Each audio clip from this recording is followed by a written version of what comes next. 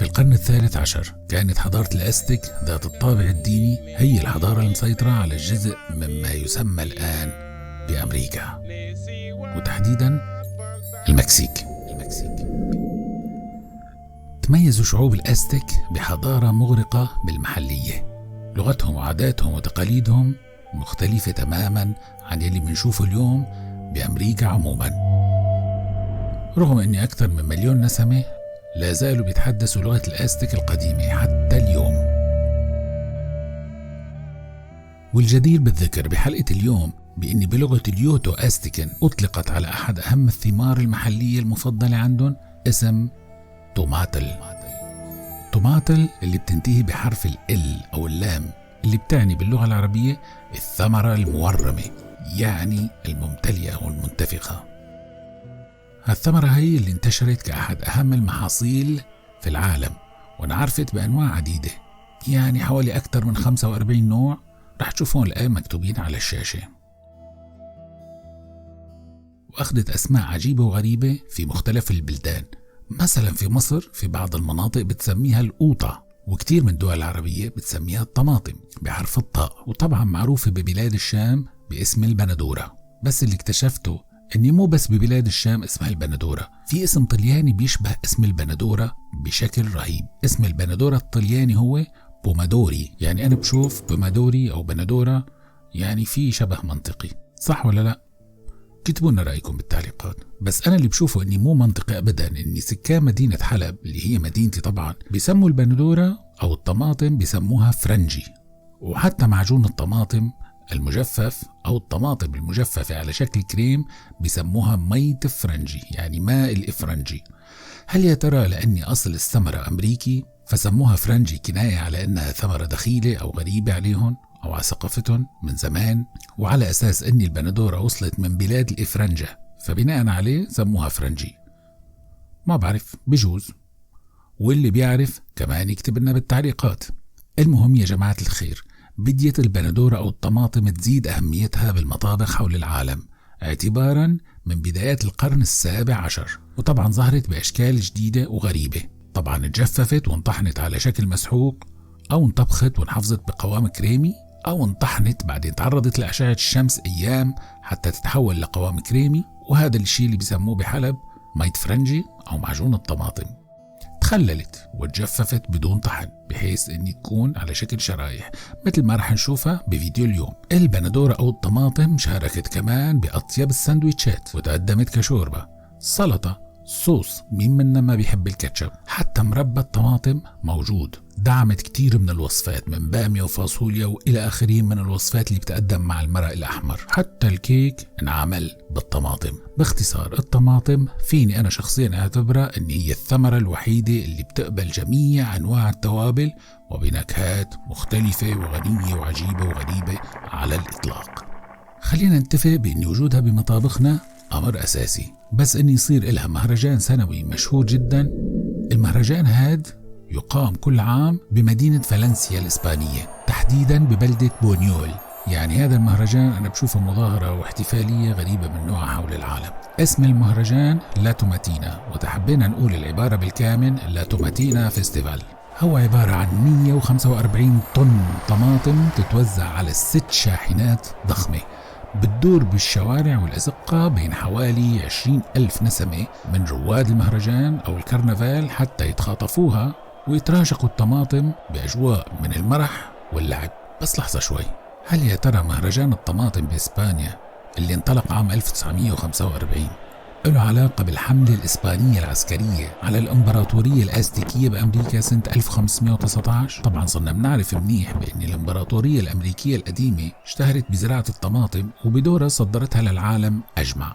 أنا بصراحة بشوف من وجهة نظري بأن المهرجان بإسبانيا مرتبط بشكل أو بآخر مع الحملة الإسبانية على هذيك الحضارة، وبصراحة ما بعرف، لكن عبروني عن رأيكم بهذا الربط والتحليل بخانة التعليقات أسفل الفيديو. وقبل ما نبدأ بفيديو اليوم، سؤال لك عزيزي المشاهد. السؤال بيقول 145 طن من الطماطم، يا ترى كم طن بامية أو فاصوليا بيحتاجوا حتى نحضر منهم حلة محترمة؟ والحلة هي اللي رح نحضر فيها كم يا ترى لتر حتكون ساعتها؟ يا ريت تكتب لي كمان في التعليقات. ويلا نبدأ بوصفة اليوم اللي رح نستخدمها بفيديوز خنفشارية قادمة بإذن الله. مثل ما عودكم دائما بقناتي دائما الوصفات عجيبة وغريبة، وبحاول دائما احترم وقتكم بتقديم شيء جديد وغير مكرر، وبعتذر عن غيابي طول الفترة الماضية لظروف رح اشرحها قريبا ان شاء الله ببث لايف ومباشر. ويلا نبدأ بوصفة اليوم بتجفيف 10 كيلو غرام من الطماطم، وبدون أي مقادير. كل 10 كيلو طماطم رح تعطينا من 1 ل 3 كيلو غرام طماطم، يعني على هوا درجة التنشيف اللي رح نتبعها. أنا جففتها على الآخر، وتعالوا نشوف مع بعض. طبعا أول شي رح نغسل الطماطم ونقطعه نصين بهذا الشكل، وحاولوا طبعا لما ترصوه بالصينية رح نحطها بالفرن إن تكون القشرة دائما لتحت. طبعا بعد ما رصهم بشكل منتظم رح رش عليهم ملح، وأنا بفضل دائما استخدم الملح البحري الغير معالج. رح خليها بالفرن بأقل حرارة ممكنة، يعني ما بين 40 و50 درجة، يا دوبك إني يشتغل ويطفي بشكل اوتوماتيكي. القصة باختصار اني رح تبقى بالفرن من 3 إلى 12 ساعة. طبعا رح تقولوا لي الفرق كبير، احنا كيف رح نعرف؟ الامر بسيط جدا، عوامل كتير بتأثر على بقاء الطماطم بالفرن. ممكن نخفف ساعات الشوي بحيث ان نرش على الطماطم ملح ونتركها تكب او ترمي شوية سوائل، يعني من ساعة لساعتين ل3 ساعات، وهيك بتاخد وقت اقل. هذا اول نقطة. وتاني نقطة على هوا درجة تنشيفها، أنا بحبها ناشفة على الآخر مشان حتى حافظ على المساحة عندي بالمطبخ، وما استخدم مرطبانات للحفظ تكون ضخمة وكبيرة. يعني حتى نوع الطماطم بيلعب دور، في طماطم بيكون فيها سائل كتير بتحتاج ساعات أطول بالفرن، وفي طماطم بيكون يعني السائل فيها شوي أخف.